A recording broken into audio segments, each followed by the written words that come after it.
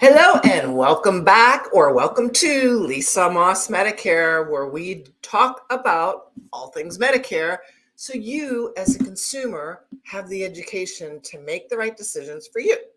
Now, I don't work for the federal government and I don't work for the Office of Medicare. I'm a licensed broker.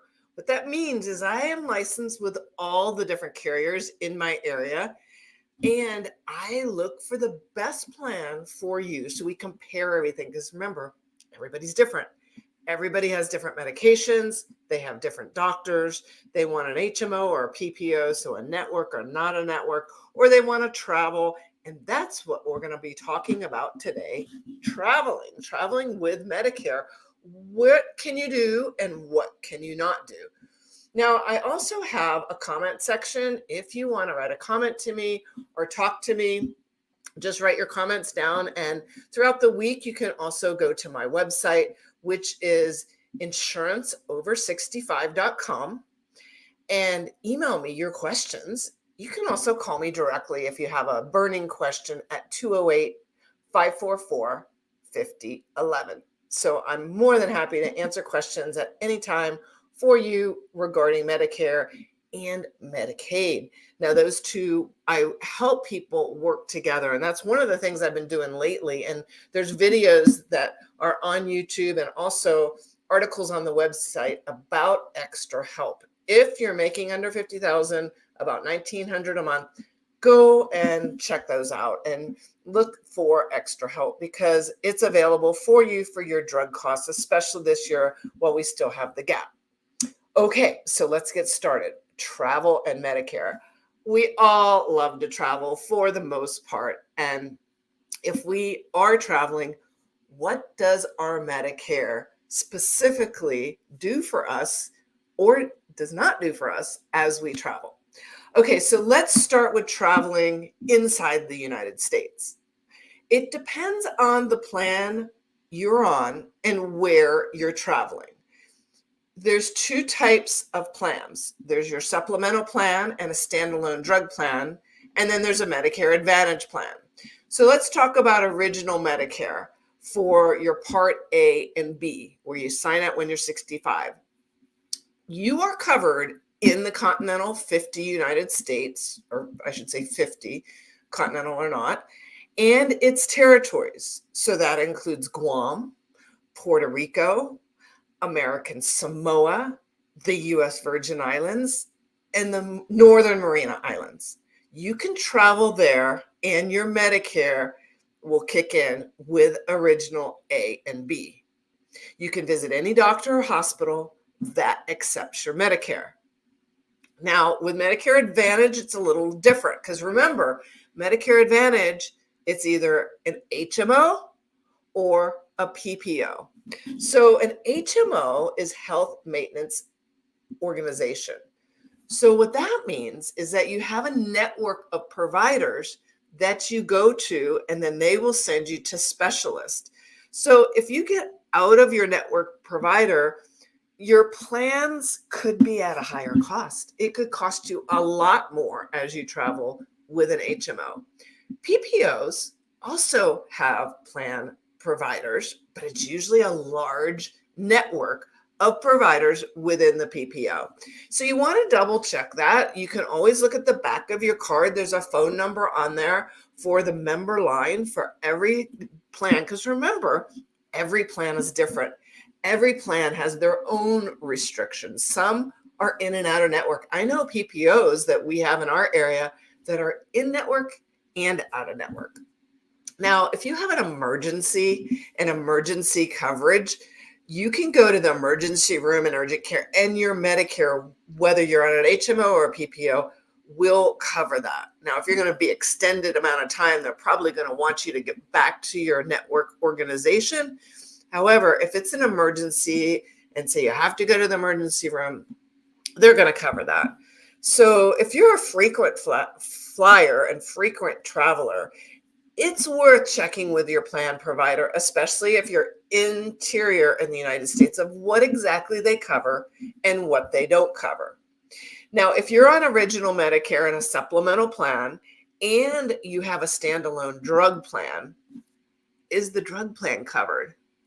Well, usually most drug plans, whether it's inside a Medicare Advantage plan or a standalone plan, have a network, a preferred network where your drugs are going to be less cost, and a bigger network where they're going to cost a little bit more, but you still have a network on all drug plans. So whether it's standalone or within a Medicare Advantage plan.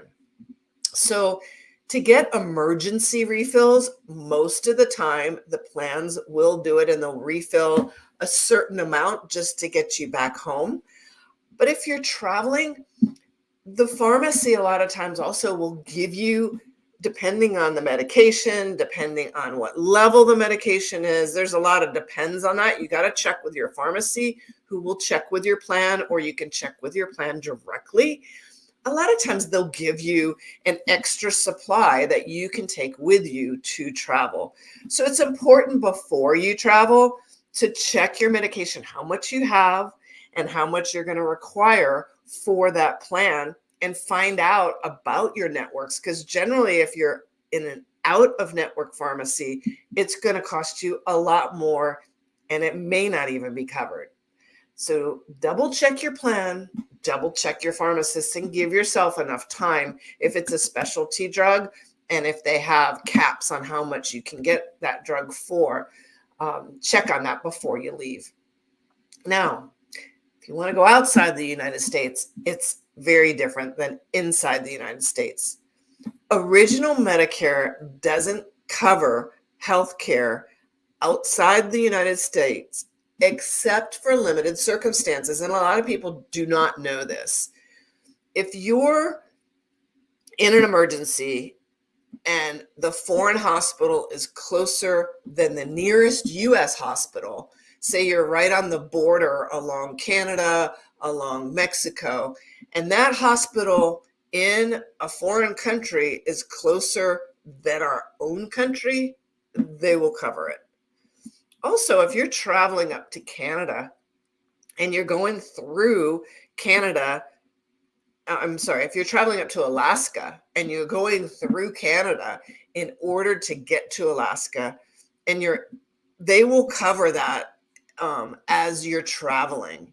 So that's good to know too. If you're traveling between Canada and Alaska, or between the US going to Alaska through Canada, they'll cover that as well. And the third one is if you're on a cruise ship and it's within 6 hours of a US port, they will also cover it as well. So a lot of times that'll be when you're outside of, say, Florida. A lot of the cruises leave Florida and they go towards the Bahamas or they go towards the Caribbean. If you're within 6 hours, they will cover that as well. And now these all vary from plan to plan. So, do me a favor, double check with your plan to make sure on emergencies what they cover. You could always look on the back of your card. It's plan specific. So it's better to call them on your plan than it is to call me, because every carrier is really different on what they'll cover and what they don't cover. Now, your Medigap plans. So that was Medicare Advantage. Medigap plans are a little bit different. If you're on a plan C, because remember, they're letters, plan C, plan D, plan F, plan G, plan M, plan N, they generally will have some coverage abroad. They typically include 80% of the cost of emergency care after a $250 deductible. So you still have a 20% cost, but they'll cover the majority of it. There is a lifetime cap of $50,000, and it has to occur within 60 days of leaving for your trip, and the care must begin within that 60-day period. So that's also another thing to look into. It's always great to check with the provider. They will give you in writing, they can give it to you on the phone, exactly what they do offer. Some of these older plans, like the F plan, they will cover quite a bit on your traveling, but they always cap it at $50,000. So know that. And as you start to travel, plan ahead. Give yourself enough time to check with your provider, to check your medications, to check with your doctors. Just double check before. You never know when something goes wrong. Most of the time it doesn't. However, it's that one time that does. And if you have the education and you know, and that's what this channel is all about, is to help educate you on exactly what you have for, you pay for this. You're the consumer. You're the one that has this. So call them, find out, plan ahead. When you do travel, carry your documents with you. I always say, instead of your Medicare card, leave that at home in case something happens, and take a picture with your phone or take a Xerox copy of it. So you have your number, you have your part A and B, a copy of your card, and also a list of your medications. That's always important to know, especially if you're incapacitated and you have a list with you in your wallet, your purse. People can help you. And you might even put your contact information for your care providers. So if it's something major, they can get in touch with your doctor, your PCP, any of your doctors, your specialty doctors that you have. I just usually carry one list of that in my phone. So I'll take a picture of my card. Actually, I'm not on Medicare yet, but I'm close to it. However, my ACA information, I take a picture of the card, and I take a picture of my doctor so they know who to contact, right? You may have something special that your allergies and things of that sort. You also, I really highly suggest this one, is to get some travel insurance. It always helps. If you're going overseas, it's mandatory to get some travel insurance. You do not want a 20% bill. Even if you have a supplemental insurance, you don't want a big 20% bill hanging over your head. Or why take money out of your pocket when you don't need to? Travel insurance isn't that expensive, and it's really worth the money to put into that as you travel. Familiarize yourself too with emergency services in the area. Say you're going to France for the summer, then know where the services are, know what that country is about. Just, I think in conclusion, is just know what your choices are. I mean, it's your insurance, it's your life. So you want to do the best you can for yourself. And the more educated you are with your own plan and your choices that you have in case an emergency pops up while you're traveling, the better off you'll be. You can always call me too. And remember, we're in 2024 right now. In 2025, it's going to be a very different landscape than in 2024. There's quite a few plans that are going away. So you'll get a letter in the mail in September of what your annual changes will be. If your plan's going away, call me. If I'm not licensed in your state, I will find somebody that can help you that is licensed in your state.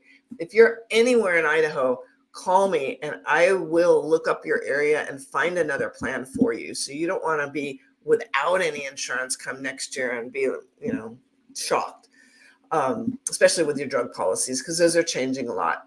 So I will put my number back on the screen for you. It's really an easy one too. It's a 208 area code, 544-5011, and insurance over 65 on my website. So thank you for joining us. We're not going to be here next week. I am at the Jerome County Fair. So if you're out and about, stop by the fair and say hi.